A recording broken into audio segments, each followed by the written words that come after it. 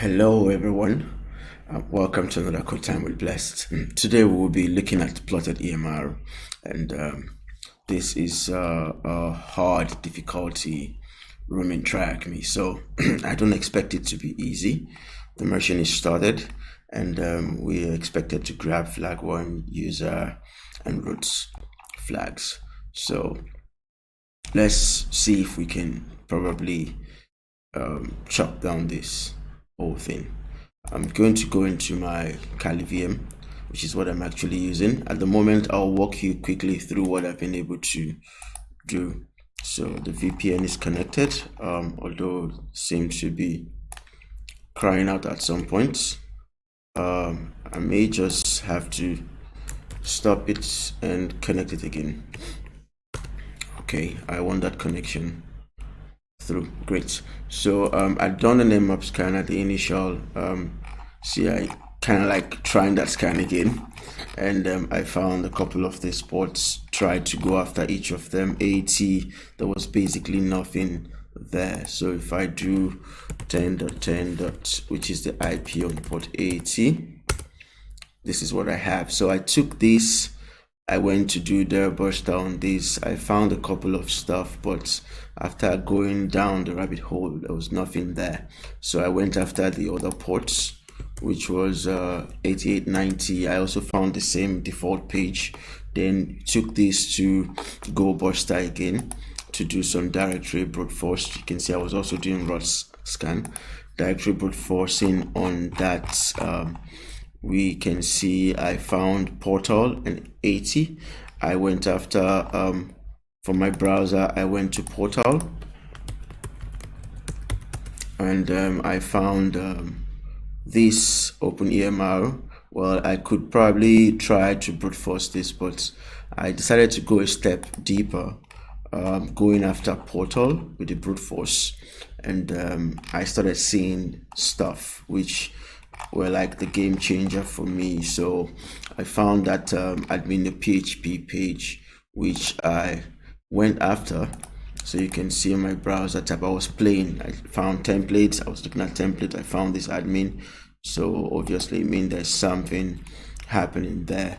So I actually went after a couple more.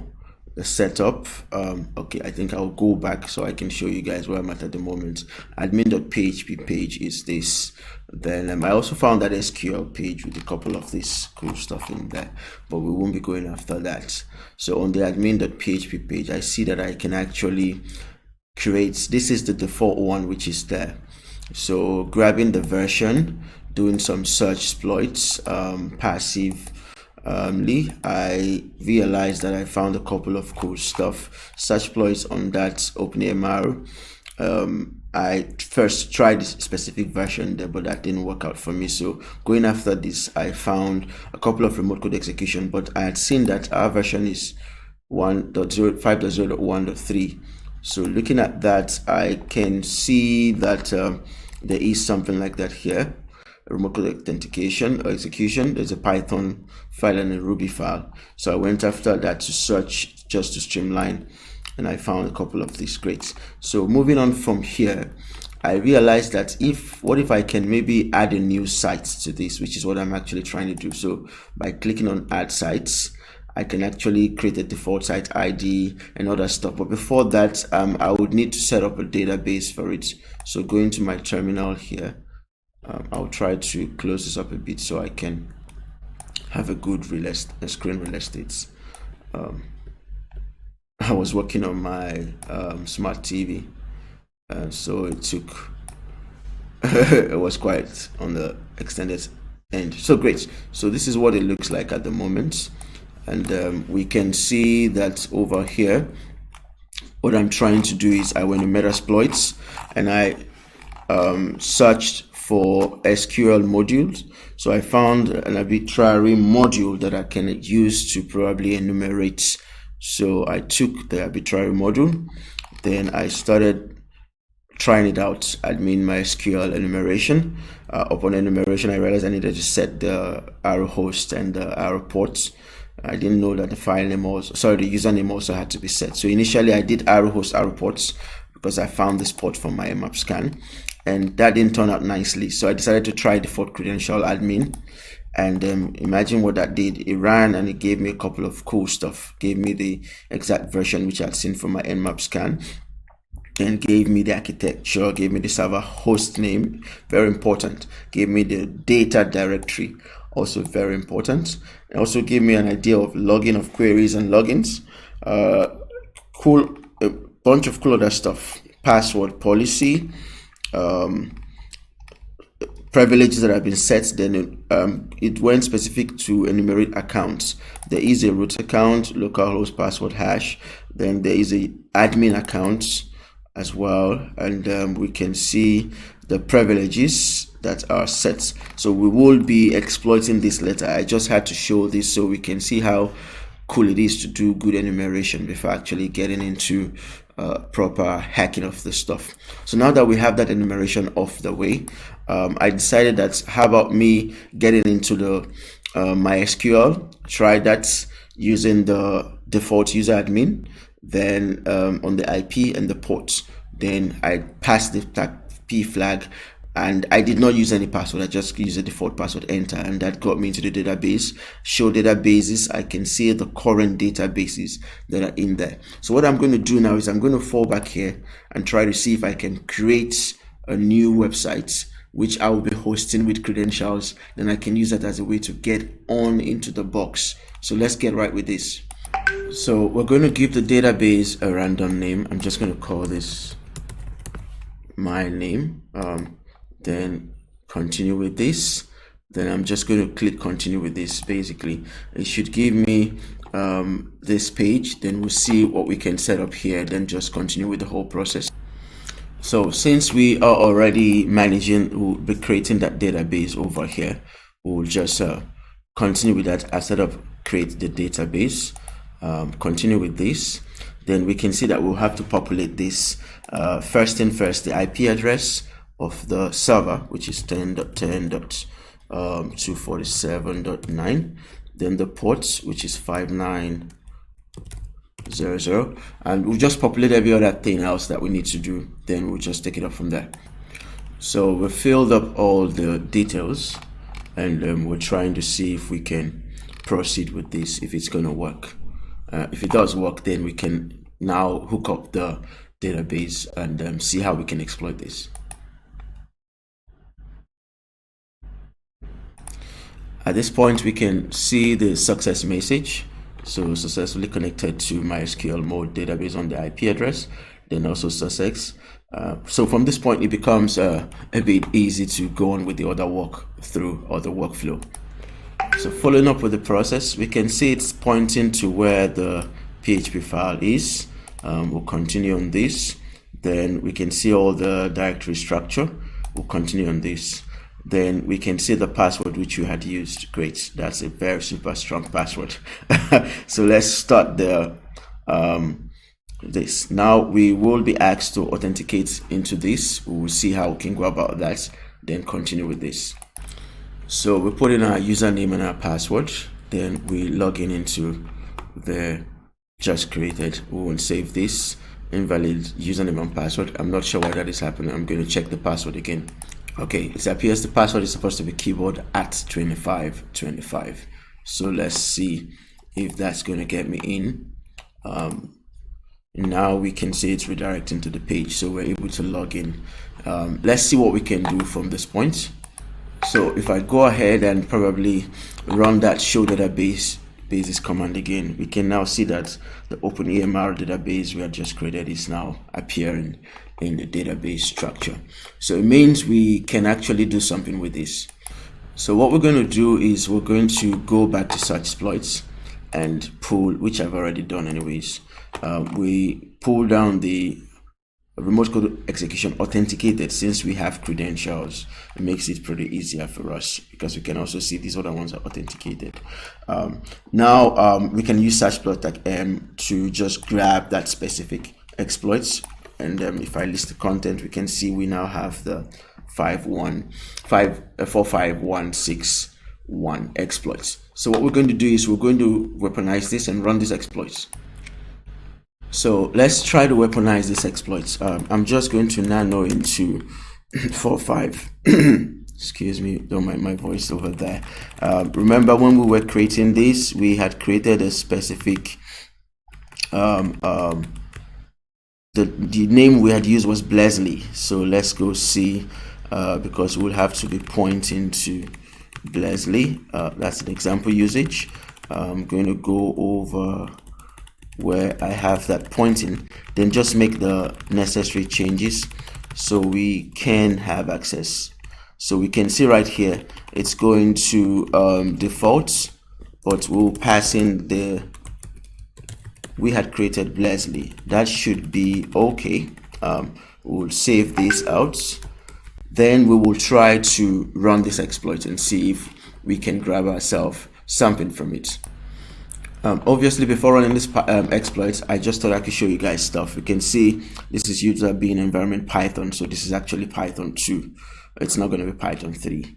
So we will specifically have to pass Python 2 if we want this exploit to run. So I'm going to exit this, and then we'll try to run this exploit. Let's see if we can get ourselves execution. Okay, so in my testing, initially I tried to run the exploits. We can see passing that address, then the username and password, but I got an error. So, but since I know remote code execution, for specific exploits, sometimes you have to pass a command. So I passed use the tag C flag to pass a command 1i. There is no way that I can tell if this is executing, because we see it didn't return back the error, payload executed. But let's use something that we can actually use to tell. So I'm going to split this terminal horizontal.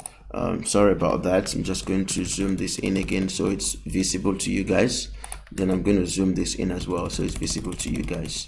Okay, I'm going to clear the screen. What I'm going to do is I'm going to start a listener. So I'll do the TCP dump. I think that's a classic one that works here. ICMP. Then I'm going to pass the interface, which is turn. Let me just verify. I've config. Sorry. I need to know the VPN interface, turn 0. Okay, great. So let's run that command again, TCP dump. Then we'll pass the ICMP. We want that ICMP message to be captured only. I turn 0. We'll start this listener here. Then over here, I'm going to execute my payload again, but I'll change the command this time around. Let me just ping myself. I need to have verified my IP address. Okay, that's it over there. So let me see if I can ping let me the 3 counts ping 10.9.27.30. let me see how that works. If TCP dump will grab something, obviously. So we can now see that the command is being executed on the server, because we can see TCP dump is giving us the notice that yes, command execution is happening, although we cannot see that over here on this terminal, but it is valid that there's command execution. Now the thought will be around how to weaponize this or how to exploit this to gain a remote code execution. Okay, now that we have an understanding of how this works, let's grab our initial shell. So what we're doing is we're using that same program with the user and password which we had created from the database. Then we will start a netcat listener. Then we'll run this, see if we can get a callback on our netcat listener, and we got a callback. So this is our initial access. We can see with data. In here, we just look around to see what we can find. I'm not sure what will be in here. Give me a second, let me zoom out. My keyboard is a bit clunky. Okay, great. So clear the screen. I cannot use clear, so let me export. Let me just Python 3 tag see the default import pty. That should be pty.spawn. It's been a while. Okay. Get the bin bash. Okay, if that looks all good, we should be good to go. We get okay, probably have messed up somewhere. Python 3 tag C imports pty spawn spawn bin bash shell. I hope it's okay this time around. Okay, that works fine. Exports, we can clear in exports. Let's do term equals x term. Hey, my keyboard is just sucker. So let's clear the screen now. Great. So we will look around so we can have the full functionality of this shell. See what we can find. Basically, I'm just going to go into home. What is in here? CD plots. Can I get into Plotted-emr? Okay, what is in Plotted-emr? There's the user.text. Okay, great. So we can collect the user.text. If it's important, cat user.text. Permission denied. Oh wow, that's great. So let's go back into I think we will go back into dub. No, bar dub. Let's look around. Oh wow, cd, is that a file? ls-al. It's a file. Can I cut the content of whatever this is? This is an interesting file. Copy that, paste that here. Okay, great. So that's the initial flag backup. Oh, sorry, cd backup. Can I go into it? What is in there? There is nothing. So probably there might be a cron job. Cat, let's see, cron tab. See, oh, I suspected. So we can see Plotted-emr can run a job in this. Oh, okay, great. So let me just go into this, and I see this rsync stuff.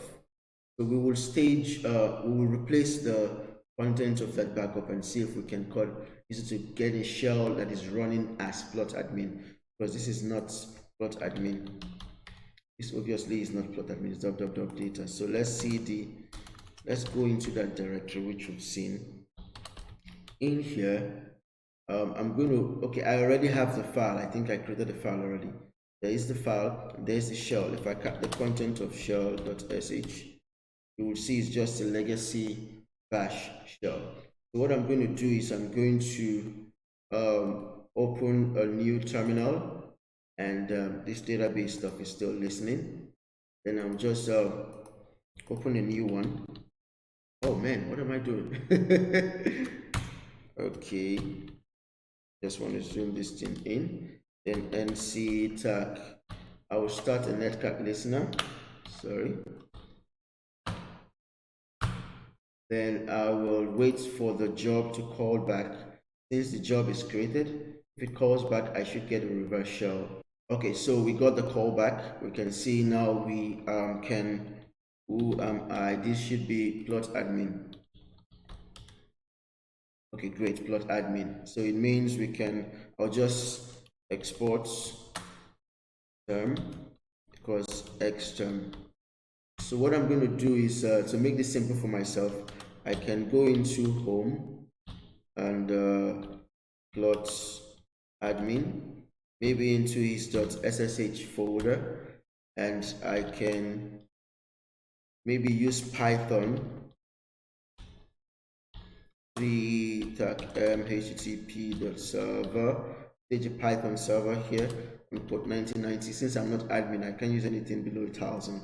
So I'm going to stage a Python server. Okay, that server is already in use. Interesting, because I've done this already in the background. Python. I just want to show you guys 3 tag http.server. Let's use 1991. Okay, stage the Python server.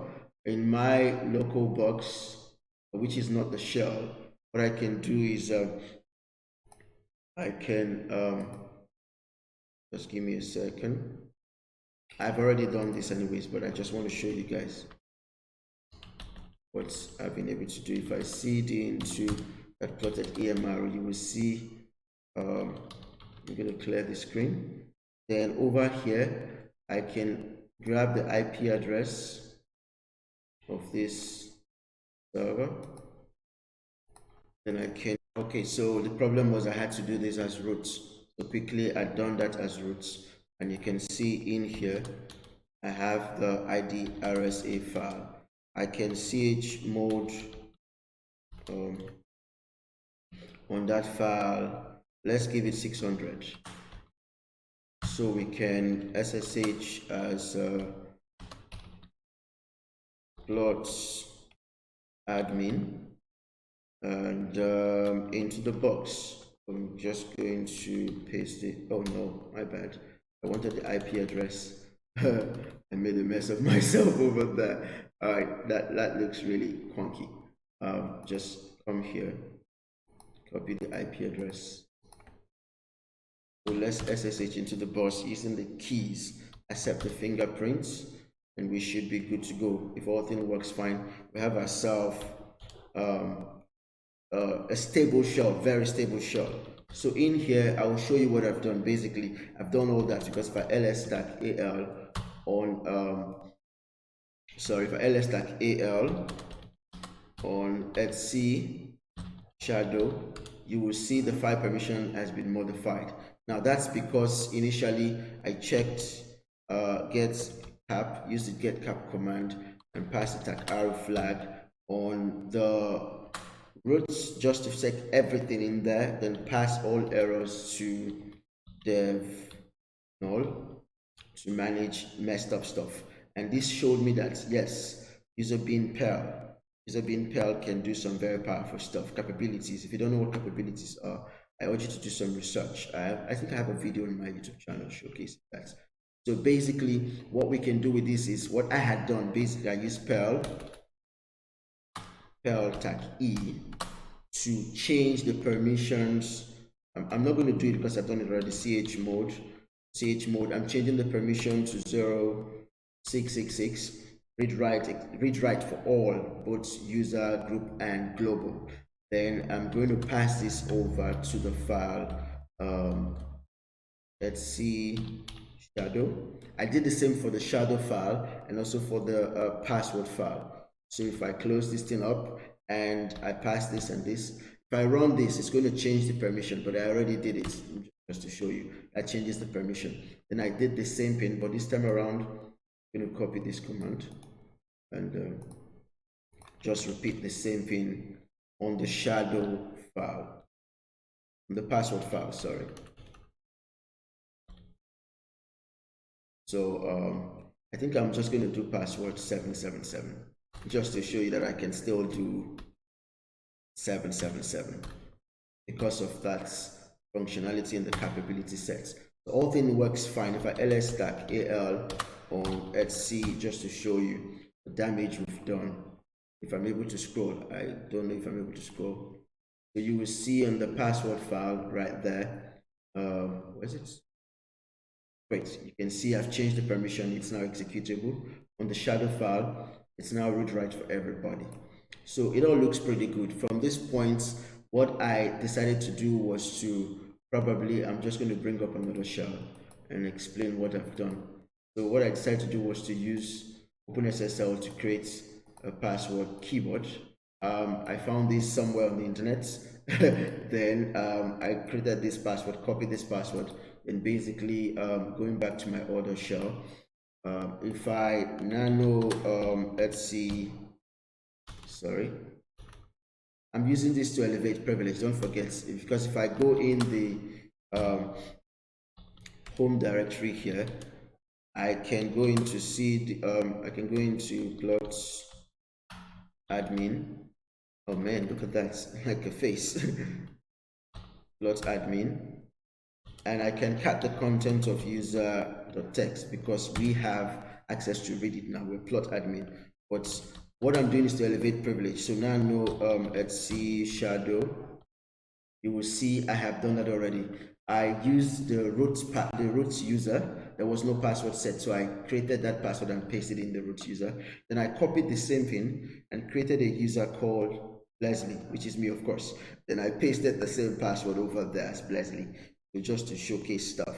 If I exit this, it's already done. And then I repeated the same thing for Shadow, or for the Etsy password. You see, this is finding roots. I created myself Leslie. Cool. Who doesn't want to get in as roots? That's me anyways. So I exit this. Now I can either sue Leslie, which is me, put my password of keyboard. Wrong password. Ding, ding, ding, ding. Okay, I'm going to try that again. Sue, I'm just running the sue command first. Let me see. Keyboard. If I can get in as roots, I can get in as a root user. I'm going to exit this. Then I'm going to sue Leslie. If it doesn't allow me authenticate, it is because I have it on another terminal. Great, so I can authenticate as Leslie. Now at this point, ID, you see I'm roots, both the group as well as the user ID. Okay, great. So we can now go into roots. Fat fingers here. And we will find the root flag. I can cut the roots, the text flag, and everybody is happy. Yeah. That's how you solve this stuff. Thanks for hanging around with me. I hope you love the content. Probably might leave some of the commands in the description, so you can probably follow suit if you want to crack this stuff. Thanks for your time, and see you again in the next recording. Bye.